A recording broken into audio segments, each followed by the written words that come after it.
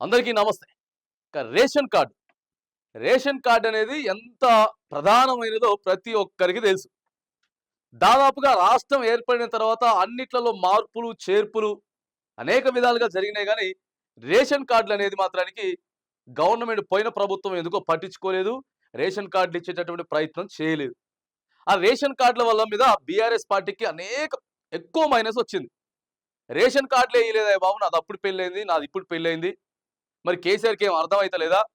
ఎందుకు రేషన్ కార్డులు ఇయ్యట్లేదని చెప్పి తెలంగాణ రాష్ట్ర ప్రజలు ప్రతి చిన్న గ్రామంలో కూడా మాట్లాడుకున్నారు. దీని మీద ఎక్కువ విమర్శలు కూడా వచ్చినాయి.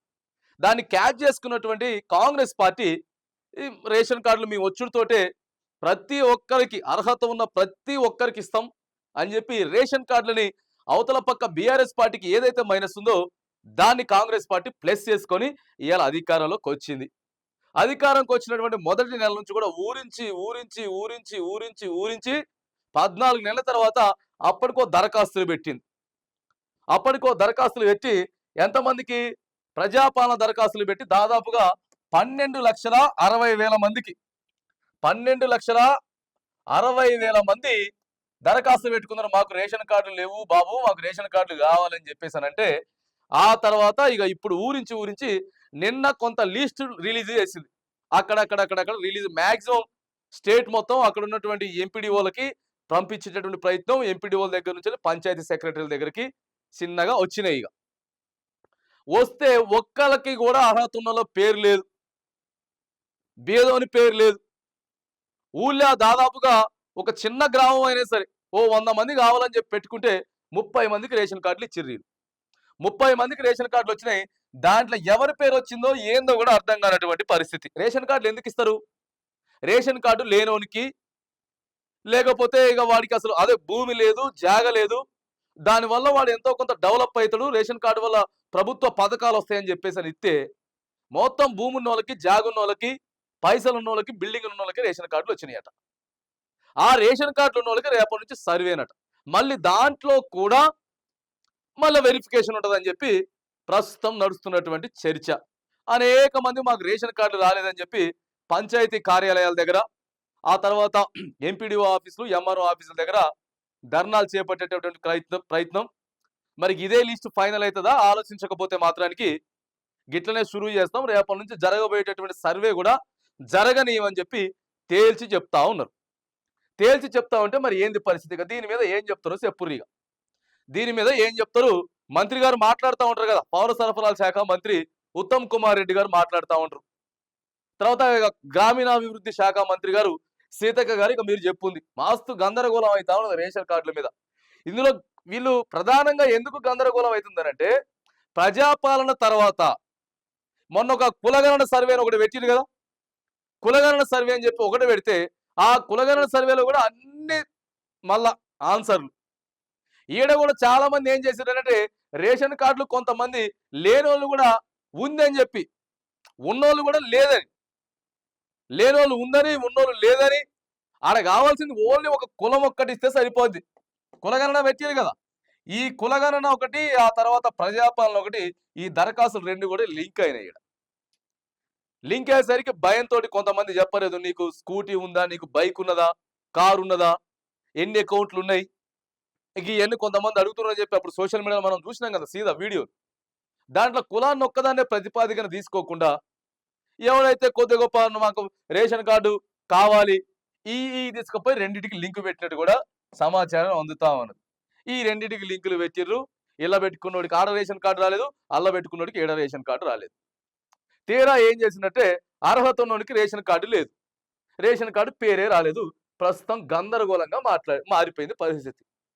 దీన్ని ఇట్లే వదిలేస్తే మాత్రానికి ఇక మామూలు పంచాయతీలు కావు. ఇప్పటికైనా సరే సంబంధించిన మంత్రులు, ముఖ్యమంత్రి గారు ఇంతవరకు దీని మీద స్పందించలే. మరి ఎందుకంటే సార్ ఏమో బయట రాష్ట్రంలో, బయట దేశంలో ఉన్నాడు, ముఖ్యమంత్రి సార్ బయట దేశంలో ఉన్నాడు. ఇడికెళ్ళి లిస్ట్ వచ్చింది, కనీసం మరి సంప్రదించాలి. ఎందుకంటే 6 లక్షల మందికే ఇచ్చినామని చెప్తున్నారు. 6 లక్షల పేర్లు లిస్ట్ బయటకు వచ్చింది, కానీ మళ్ళీ దాంట్లో వెరిఫికేషన్ కావాలని చెప్పి పెట్టుకున్నది మంది మాత్రానికి 12 లక్షల మంది. వీళ్ళు రిలీజ్ చేసింది 6 లక్షలు, దాంట్లో కూడా మళ్ళీ స్కూటినీ చేయాలి. ఇలా స్కూటినీ చేస్తే మళ్ళీ 1 లక్ష మంది ఏమో పోతే మహా అయితే ఓ 5 లక్షలు ఇచ్చేటటువంటి ప్రయత్నం చేద్దామని చెప్పేసి అనుకుంటా ఉన్నారేమో.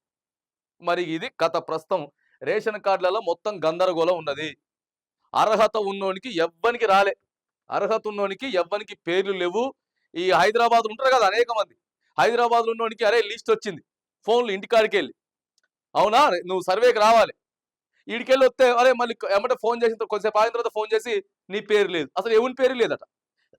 కొంతమందిగా డిఫరెంట్‌గా చెప్పాలంటే కాంగ్రెస్ పార్టీ నాయకులకు సంబంధించిన పేర్లున్నాయట.